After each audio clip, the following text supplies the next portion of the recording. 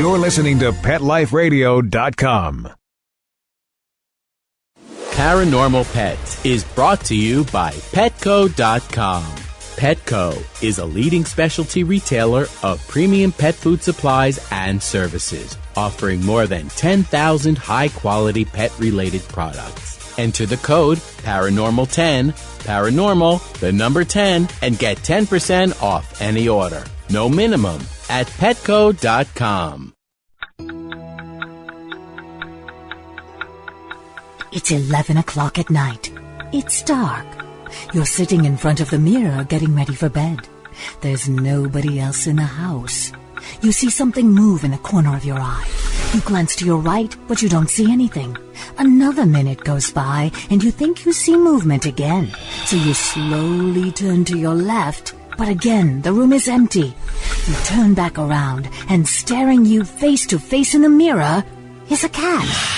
You jump back because you don't have a cat, and there's no cat in the room. But there he is, staring at you in the mirror. Welcome to Paranormal Pets, where you can always expect the unexpected. Each week we'll discuss all aspects of weird or spiritual animal encounters, ghosts, totems, psychic animals, animal souls, animal angels, and animals in religion, with a little cryptozoology thrown in. Now, step into the supernatural world of pets with your Paranormal Pets ghostly host, our ghost host. Hello, and welcome to Paranormal Pets. I am your host, Brandy Stark. The Stark Clan Pug Pack is also here with me, and you may hear them in the background, so just be prepared, though, because they're all gathered around, because this episode is dedicated to the mysterious black dog phenomenon. I figured that as Halloween approaches, and we are now the second day into October, that I might want to warn these poor listeners about a few supernatural animals you might want to avoid. So when we get back from these commercial messages, we'll actually get started into the black shuck and the black dog and the phantom dog phenomena. We'll be right back. Now, time for something really scary. A word from our sponsors. Paranormal Pets will reappear before you can say Bigfoot. Don't run away.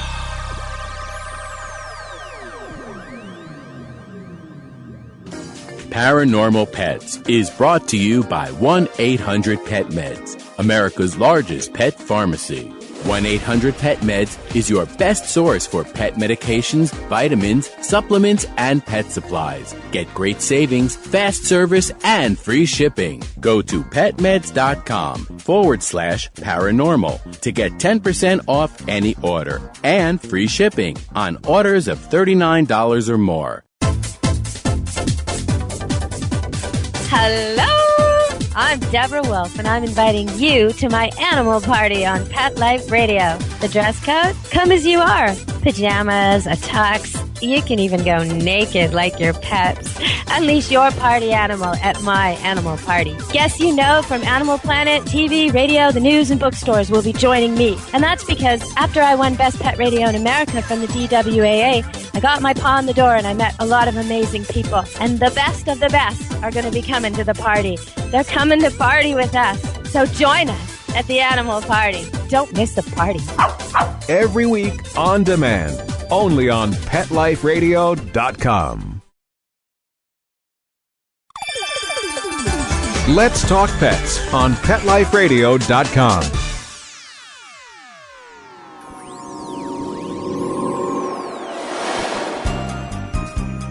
Did you hear that? Our commercials have mysteriously disappeared. Paranormal Pets is back with our haunted host, our ghost host. And welcome back to Paranormal Pets. I am still your host, Brandy Stark, at least as far as I know. If that changes, I'll let you know as well. But I thought that we'd go ahead and take a quick look at some of the black dog legends out there, particularly as Halloween approaches. And quite frankly, I personally have always found the black dog stories to be a little bit scary, even though I have a great affection for pugs, and I actually have a couple of black pugs of my own. I will say that pug owners do know there's a slight difference between black and fawn pugs, and often will say there's a little bit of the devil in the black pugs. They tend to be a little more mischievous, and they have a slightly different attitude than the fawn, and so perhaps they're related in some strange way to these ethereal beasts. Now, the inspiration for this show actually came from the Element Encyclopedia of Ghosts and Hauntings, the ultimate A to Z guide of spirits, mysteries, and the paranormal by Teresa Cheung. This book was actually a gift, and you'd be amazed at how much time one has when one is no longer working on a doctorate because one has graduated. So I have actually been going back through about 3 years' worth of books, and this one caught my eye, and I am so delighted that I actually read it cover to cover. It has some really good information in it. According to this book, entry Black Shuck on page 55, they start off talking about spectral dogs. Spectral dogs in general play a role in many haunting legends, and it is reported that Sir Arthur Conan Doyle based his story The Hound of the Baskervilles on accounts of the Black Shuck legends. Black Shuck is alleged to be a phantom dog in British folklore that has frequently been sighted in Norfolk, Suffolk, Essex, and Devon. The common name of this ghostly animal varies according to locality. Old Shuck in Norfolk, Old Shock in Suffolk, Yeth in Devon, Puka in Ireland, Barguest in Yorkshire, to name but a few. His appearance is often considered a death omen. The origins of the Black Shuck remain shrouded in mystery, but the stories probably originated from the hound of the old Viking raiders god, Odin, and from the Celtic legends of Arwen, whose hounds of hell searched for human souls. The name Black Shuck may have originated from a local word, shucky, meaning shaggy, or an Anglo-Saxon term, skuka, or shuka, meaning Satan or demon. Other local names have been Gallytrot, Old Snarly Owl, and Old Scarf. Black Shuck is described as being black, the size of a very large dog, or even a small calf. It is reported to have large saucer-shaped eyes of red or yellow. In some instances, it has been reported as being headless or having just one large cyclops-type eye, and to wear a collar or chain which rattles as it moves. The hound is said to roam graveyards and lonely country roads, and on stormy nights its howling can be heard. It is believed to leave no fingerprints, but its icy breath can be felt. To see or even hear the phantom animal is thought to be a foreboding of misfortune, madness, or death. In parts of Devon, even speaking its name is thought to bring misfortune. In Suffolk, though, it is thought that Black Shuck is harmless as long as it is not bothered. In Cambridgeshire, Black Shuck is said to have favourite haunts along the banks of the River Ouse and in the flat landscape of the fens. There is little evidence of the Black Shuck causing anyone any harm on contact, but there is a curious account of an attack back in 1577 in the parish of Bungay, Suffolk. The parishioners were at church when the church darkened and a violent storm broke out. The Black Shuck appeared from nowhere in the middle of the congregation. It charged through the church, causing mass panic and killing 2 men who were kneeling in prayer. The 3rd man is thought to have died from severe burns. At the same time, a few miles away in Blytheburg, another black dog reputedly appeared out of nowhere in the local church, killing 3 men, and left burn marks on the church door. So that, to me, is always a little unnerving. So I went online to see what else I could find on the Black Shuck. And I have to give some kudos to author Daniel Parkinson, whose website, Mysterious Britain and Ireland, Mysteries, Legends, and the Paranormal, is actually very good. And apparently it is up to its 10th anniversary, so it's been around a while. For those who are interested, I will try to include the websites with this episode summary, but verbally, it's www.mysteriousbritain.co.uk/folklore/phantom-black-dogs.html. So black dogs. According to this author, stories of phantom black dogs abound in Britain. Almost every country has its own variant, from the Black Shuck of East Anglia to the Padfoot, a bogey beast of Yorkshire. Phantom black dogs have been witnessed too frequently in modern times to parcel the phenomena as pure folklore and legend, but then folklore and legend often has its origin in real events. There are various theories to explain the phenomena, and they seem to have many common traits from sighting to sighting. The appearance of the phantoms varies from region to region, but it is not uncommon for them to be described as calf's eyes, with saucer-shaped eyes and a shaggy coat. Phantom dogs are not always black. There is one that is supposed to haunt the area around Cowthorpe and Hogham in Lincolnshire, which is described as white, but still has saucer eyes and is as big as a calf. The Cusith, the traditional fairy dog of Scotland, is dark green in color with a shaggy tail up its back. Black dogs are more often than not associated with a specific location, such as an old trackway or lane. This is sometimes reflected in the name of the routeway, although not every black dog lane has a tradition of the haunting. There have been some attempts at classification. The folklorist Theo Brown divided the black dog phenomena into 3 separate categories, A, B, and C. A is the shape-shifting demon dog, B is the dark black dog that is calf-sized with shaggy fur, and C is a dog that appears in time with certain ancient festivals in specific areas of the country. Catherine Briggs, the renowned folklorist, splits these further into demon dogs, the ghosts of human beings, and the ghosts of dogs in their own rights. In local tradition, the black dog sightings are seen as death portents, especially those seen in the ancient churchyards in the form of the church or kirk grim, kirk being the Scottish word for church, which is thought to represent a folk memory of a sacrifice. The black dog that used to haunt Peel Castle and nearby graveyards of the Isle of Man is one such grim, and it is said to have scared a sentry to death. Other sightings from the south of England have been related to coincidental sudden deaths. The next 2 accounts relate to actual deaths by a black dog over 400 years ago, although it is likely that both events were the result of ball lightning. A weathervane in Burgay Market in Suffolk depicts a black dog in a flash of lightning commemorating an event on Sunday the 4th of August, 1577. Between 9 and 10 in the morning, the parishioners of Bungay were at church. A fearful and violent storm broke out, which caused the sky to darken and the church to quake. Suddenly, in the midst of the storm, a black dog appeared within church. Lit by flashes of fire, it ran around the body of the church, causing great fear and panic. It passed between 2 people kneeling at prayer, killing them instantly, and caused another man to shrivel up, severely burned, although it is said that he survived, which is interesting from the other account which said he did not. About 7 miles away in Blytheburg, around the same time, another black dog, or the same phenomena, appeared in the parish church, preceded by the same thunderstorm.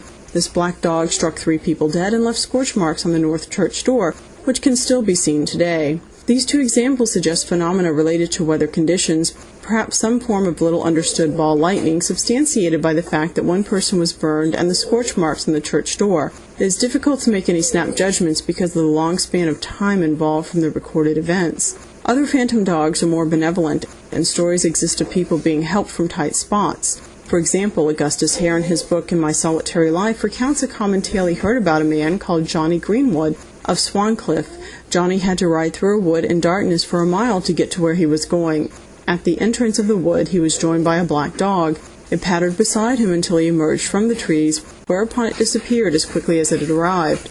On his return journey through the woods, the dog joined him again on the dark woodland path and disappeared mysteriously when he emerged. Apparently, some years later, 2 prisoners condemned to death confessed that they had decided to rob and murder Johnny that night in the wood, but the presence of the large black dog had stopped them. Black dogs often seem to haunt ancient lanes, trackways, crossroads, old churchyards, and prehistoric sites. Many of these places were associated with local superstitions and the uncanny. They are liminal places where the veil between worlds was thought to be thin. The haunts of the black dog are also features said to denote ley lines. It has been suggested that they represent some form of energy or natural phenomena molded by the mind into an archetype of the black dog. A great deal of work has been done by Earth mystery researchers to suggest that certain geographical and geophysical conditions may affect the human mind. These places were recognized by ancient man, and that is why black dogs as some form of archetype appear at places of ancient sanctity. The same theory has also been applied to other unexplained phenomena. Gallows sites, often crossroads, were also common in black dog haunts. The black dog was often seen, as you can hear, as the spirit of an executed criminal, such as the dog said to haunt the gallows sites in Trigg, Hertfordshire. An old woman was drowned for witchcraft at Tring in the year 1751. A chimney sweep was held responsible in part for the killing and was hanged and gibbeted near the place of the crime. A black dog came to haunt the place where the gibbet stood and was seen by the village schoolmaster. He is described as being shaggy, as big as a Newfoundland, with the long ears and tails, eyes of flaming fire, and long teeth. It is interesting to note that at first the black dog appeared as a standing flame, flames and scorched earth being another aspect associated with sightings. Black dogs are also seen as guardians of treasure, especially in Scotland. A black dog was said to guard treasure buried under standing stones near Merthley in Perthshire, and we have an account of a black dog on an ancient site as a guardian of treasure. In summary, it seems that the phenomena of phantom dogs is a complex mix of folklore, sightings, and local superstition, which has its roots reaching far into the past. They are probably a myriad of different explanations for modern sightings, and a phantom black dog is a powerful archetype incorporated into modern stories such as The Hound of the Baskervilles. We hope to delve into the mystery further in the future, including some of the many folk tales associated with them. Now, in addition, he does give a couple of the other examples, and we're going to take a look at the Barghest, I believe is how you say this. And for any UK listeners, I apologize for completely slaughtering the names of pretty much everything that I'm saying. So, the Barghest and Church Grim, or Kirk Grim. The Barghest is one name for the phantom black dog. In appearance, the Barghest was as large as a calf with large sharp fangs and claws, fiery eyes, and a shaggy black coat. The Barghest seems to have been a name used relatively widely for a shape-shifting creature, which could also appear in the shape of a bear. Indeed, the name Barghest may derive from the German for bear ghost. In common with many supernatural creatures, the Barghest could not cross running water, and as a black dog it was often seen as a death portent. The Church Grim, or Kirk Grim, the guardian of old churchyards in the form of a black dog, it protected the dead from the devil, demons, or other nefarious supernatural creatures. The dog was often seen on stormy nights and was regarded as a portent of death. It has been surmised that the Church Grim is a folk memory of a sacrifice. It was believed in the past that the first burial in a churchyard would have to watch over the rest of the dead. A dog may have been buried first in place of a human. Phantom black dogs are numerous in Britain, and almost every area has its own variant. Although not all of these are thought to be derived from folk memory of a sacrifice, the practice was once widespread. The other entry that we are given is the Cú Sith. And again, I apologize if I am not pronouncing that quite correctly, but it's also known as the Cait Sith and the Cú Sith. The Cait Sith literally translates to fairy cat. Oh, I guess it has a feline cousin. The creature was said to haunt the Highland region. The cat was said to be as big as a dog and completely black, apart from one white spot on its breast. Like a real cat, it could be ferocious if stumbled upon. It is possible the belief is related to some of the mystery black cats that have been caught in the region. The Highlands are also still populated with the wild cat in some places, and they are extremely aggressive if cornered. The Cú Sith literally translates to fairy dog. This is the Highland equivalent. In appearance, the dog was green with long shaggy fur, was roughly the size of a large calf. Not unusually, it was considered dangerous to meet. The creature was capable of hunting in silence and would let out 3 barks, which could be heard from miles around. Supernatural dogs are usually completely black or white with red ears. This is the only example of a green dog, although green is the color of the fairies. So, rather interesting to see all of the different variants. Now, I did do a little more internet research, and as long as we're over in the Isles in the UK, I thought we'd take a look at one other site. This actually comes from www.paranormaldatabase.com/reports/shuckdata.php. So the website is actually paranormaldatabase.com. You can do a search, and they actually have kind of an interesting series of detailed information. When I input phantom dogs, what I ended up with was the Shuck and other devil dog reports from the Paranormal Database. And according to this search engine, there are 293 pages of such stories, so apparently we really do need to take this quite seriously. Now, I'm only going to look at page 1, which has 25 full entries, and just give you a few examples of reports. This one is called Large Hound. Location is Yorkshire. It is described as a shuck, and this report actually comes from summer 2001. The comments: a large black dog ran in front of 2 women traveling to Leeming Bar by car. The driver closed her eyes and braked hard, expecting to hit the creature. The passenger watched the hound pass through the bonnet and noticed the creature had no facial features, floppy ears, and was shadow-like. A man that the women spoke to once they reached the bar later killed himself. So was this hound a portent? red-eyed dog. This one I like because it is from Aylesworth, Northamptonshire. The date is unknown, but the comments say this huge hound possesses red eyes that burn as bright as the sun, making the creature easy to spot if he tries to sneak up on you. I thought, well, that's very British. Yes, I would hope if I saw a giant black dog with glowing red eyes, I would pay some attention to it. At least from here on out, I will. There's a running hound, date unknown, but it shows up for the full moon and it's reoccurring. A large black dog is said to run from the downs to town fields. Here it stares over a flint wall before retreating the way it came. There's a white dog reported. The creature is reportedly the dog of a young man murdered while out walking during the 1700s. Because the pitiful hound sat by the victim's shallow grave, the animal was killed by the criminals. And as you can hear, I've got my own very watchful pugs here. I apologize. But the haunting is said to have ceased after the bodies of a dog and owner were discovered when the road was widened. There's a long-necked dog, sometime from the 20th century. This black dog was... they're getting excited. And we haven't even gone out trick-or-treating yet. I'm afraid to see what happens that night. The long-necked dog. This black dog was described by a witness as being tall and lean with a long neck and a protruding muzzle. The hound is not regarded here as an ill omen. Let's see. There's a gray greyhound. Date sometime in the late 1940s. After seeing a creature in his chicken coop, a farmer fired a shotgun at the creature. It ran through the netting and escaped. Examining the scene in the morning, the farmer could find no holes in the netting or footprints of the dog.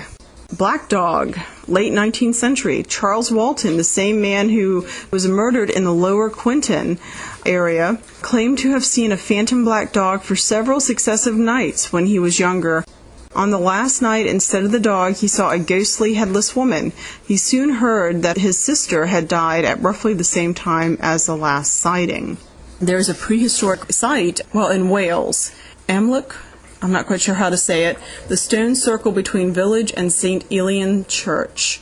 So there's a phantom hound there, so the next time you're in Wales, you might want to check that out. April Treewick in Yorkshire. Date unknown. This dog possessed glowing red eyes and a yellow tint to its fur. It was a dog like Barghest, which is the harbinger of doom. So they actually have quite a few. There's a webbed-footed hound, a large dog with eyes the size of saucers, once haunted the area of Baldon. But you can actually go through this site and take a look at those. The last one that I will leave you with, which is my personal favorite, is the monkey-faced shuck. So, date and time unknown. I'm hoping that it was not too early after bar hours had closed type thing. This is an interesting one. For reasons unknown, this shuck, which has been observed in this area, is believed to have a bald head and wide eyes similar to that of a monkey, while the body is that of a large black shaggy dog. It leaps out in front of cars traveling along the road, only to dart out of the way at the last possible second, either on all fours or standing upright. That's an interesting sight to see. So, again, I will post this website for those of you who are interested. And what we're going to do is we're going to take some commercial messages. And when we get back, I'm going to tell you about a few of the black dog sightings here in the United States. The first one in Connecticut. So we will be right back after these messages. Now, time for something really scary. A word from our sponsors. Paranormal pets will reappear before you can say Bigfoot. Don't run away.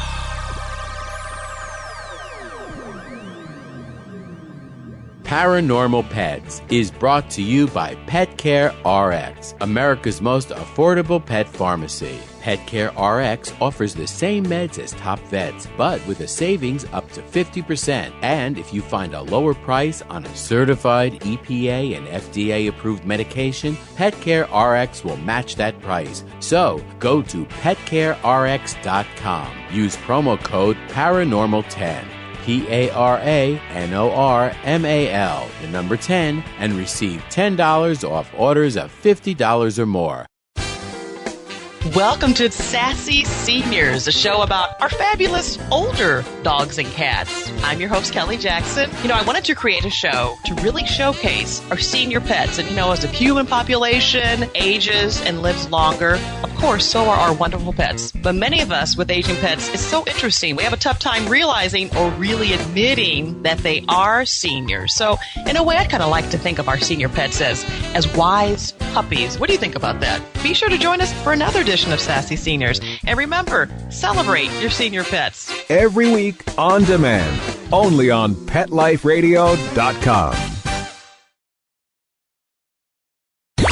Let's talk pets. Let's talk pets On Pet Life Radio. Pet Life Radio. PetLifeRadio.com. Did you hear that?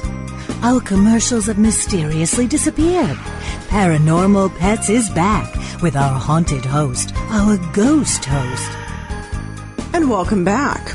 We're taking a look at the Black Dog of Hanging Hills. This is a Connecticut ghost story retold by S.E. Schlosser on the website American Folklore, which you can find at americanfolklore.net/folklore blackdogofhanginghill.html.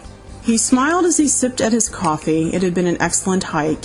He was glad his friend had recommended coming to the Hanging Hills in Connecticut, not the first place that had come to his mind when considering a vacation, but it was beautiful here.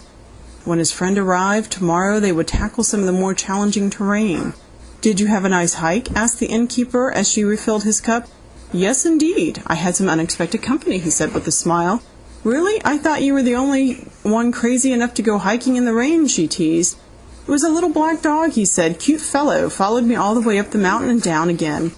He looked up from his coffee to see the innkeeper's face had gone pale. "A little black dog," she said. "That's not good."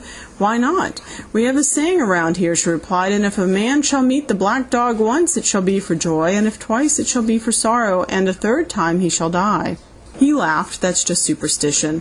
"That's what Mr. Pinchon said. He saw the black dog twice. The second time he saw the dog, the friend he was climbing with fell to his death, and later Mr. Pinchon decided to climb the same mountain, and he died too. Everyone here believes he saw the dog just before he fell." "Nonsense, it was just a cute stray," he said uneasily. She shrugged and took the coffee pot over to her other customers. His friend arrived the next morning, and they both laughed about the story of the black dog. They set out on their climb. About halfway up the mountain, he looked up and saw the black dog. "There's the dog," he called to his friend, and then his foot slipped and he plunged down the side of the hill, desperately grabbing at saplings and rocks, trying to halt his descent. It seemed to take forever for him to stop sliding. There was a stabbing pain in his leg. When he looked at it, his head swimming, it was at a bent angle. They had to send in a mountain rescue team to get him down. At the hospital, they told him his leg was broken in 2 places, and he was very lucky it wasn't worse. "You know, that was a very strange fall," his friend said uneasily. "You really don't think it had anything to do with that black dog?" He looked down at the cast that extended all the way up to his hip. "I don't know, but I really don't want to find out. Next time, let's go to Colorado," his friend agreed. You can read a longer version of the spooky Connecticut ghost story in Spooky New England by S.E. Schlosser. So, kind of interesting because it might be a variant of the black dog stories, at least as a portent of death. We'll see if we can find a few others from the United States, because I do seem to recall a couple of rather spooky graveyard stories out there. Ironically, for our last phantom dog story, we have to go back to mysterious Britain and Ireland to find a good U.S. counterpart, and the page is called Black Dogs and Phantom Hounds, Part 1, Maryland and Delaware. Legends of black dogs and phantom hounds are widespread throughout the Chesapeake Bay region, which was one of the earliest areas settled by the English. The tales of British black dogs were combined with werewolf traditions and typical ghost stories, as well as possibly with cryptozoological sightings of weird creatures, to create a tradition that is like the British one, yet unlike it at the same time. Black Dogs of Warfieldsburg. The tiny village of Warfieldsburg in Carroll County is haunted by black dog. Recounted by Maryland folklorist Ann W. Whitney and Caroline C. Bullock, is the story of 2 men who were riding along near the ore mine bridge at dusk around 1887. We saw a large black dog which passed through the fence, crossed the road, and passed through another fence.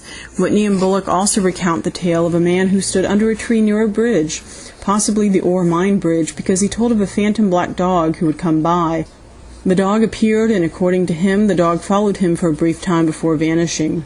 Yet another instance was a man who saw a black dog dragging a length of chain. This black dog can apparently never appear more than once to the same person, and it is said that the crack of the whip near it will cause it to vanish. In some variants of the story, the dog is the phantom of Lee Masters, a notorious Carroll County landowner who was supposedly quite cruel. Masters is also associated with the haunting of Avondale, his manor house. There was a case in 1975 in which a group of motorists supposedly struck a large black dog standing on a road near Warsfieldburg. They felt the impact of the strike and they felt the animal under the wheels, but when the car passed by, the black dog was standing in the road, baring its teeth at them before vanishing. The Blue Dog of Rose Hill. Perhaps the oldest ghost story of Maryland is that of the Blue Dog of Rose Hill. Near the town of Port Tobacco, Charles County, is a rock covered in reddish discolorations. Called the Peddler's Rock, it is supposedly marks the spot where a trader was killed at some point in the latter part of the 1700s. In true ghost story fashion, there are many variants of the tale. Some have heard that the body was found lying on the rock, some that the body was buried. Some have heard that the victim was not a trader, but a returning Civil War soldier. In any case, the man's money was left behind, and his dog, a great blue-tinged mastiff, almost black, was killed during the murder. After the crime, the man returned to seize the treasure, and were warded off by the howling, then charged by a large, luminous dog. During the Civil War, men under the command of General Joseph Hooker supposedly tried to retrieve Peddler's treasure, but were, like the murderers, frightened away by howling and the approach of a large hound. I don't have any confirmation on this story, but in the early 1860s, General Hooker was indeed engaged to maneuvers around Washington, D.C. The number of camp followers attached to Hooker's army, by the way, was the source of hooker, a common slang term for prostitute. As recently as February of 1971, locals claimed to hear the howling of the dog coming from the vicinity of the rock. Blue Dog of Rose Hill, too. It could be just another variant of the urban legend or wholly a separate story, but the city of Frederick County, has its own Blue Dog of Rose Hill. The grounds of Rose Hill Manor off Route 355 in the northern part of the city are also haunted by a phantom blue dog. This blue dog was the pet of a previous owner of the manor. The owner had buried treasure 6 feet from the old oak trees on the property. The ghostly dog appears at midnight, wanders the ground, and vanishes as mysteriously as it appeared. Now deceased Maryland researcher Mark Chorvinsky of Strange Magazine investigated the tale of the Frederick Blue Dog. The Snarly Owl is the name given to a phantom hound which haunted a section of the National Pike near Turner's Gap in Frederick County. This hound was first mentioned by Madeline V. Dahlgren in 1882. Her book South Mountain Magic details no less than a dozen sightings of the beast. One account is from Daniel Messick, whose father kicked at a huge dog near Dame's Quarter. His foot passed directly through it. Sticks, rocks, and even bullets were recorded as having passed through the beast in Dahlgren's account. Other accounts have stated that the dog left physical traces, and it frightened horses to the extent that they threw their riders. The dog was seen numerous times by a minister at the small church of Glendale, a staple of Frederick County legend for years. The owl was seen in 1962 near Zittlestown. In this instance, it was headless, white, and drug a chain along behind it. The South Mountain area is also the traditional home of a number of werewolves. The French Rail Dog.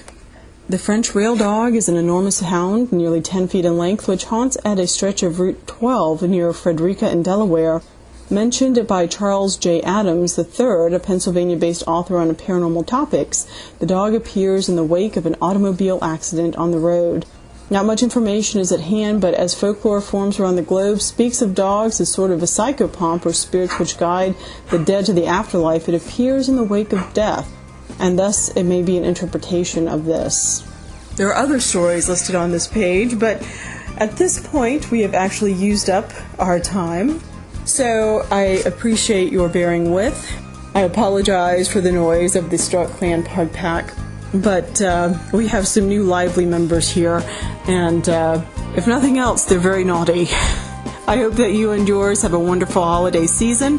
Hopefully we'll be able to get in 1 or 2 more episodes on supernatural nasty beasts out there. I'll try to aim for one on cats and maybe even one on a dark horse or two. Have a wonderful, wonderful, wonderful paranormal time out there. Don't forget to support your local pet rescues. Thank you very much. This is Brandy Stark signing out.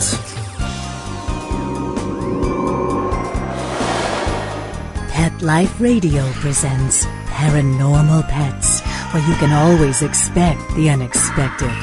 Each week we'll discuss all aspects of weird or spiritual animal encounters, ghosts, totems, psychic animals, animal souls, animal angels, and animals in religion, with a little cryptozoology thrown in.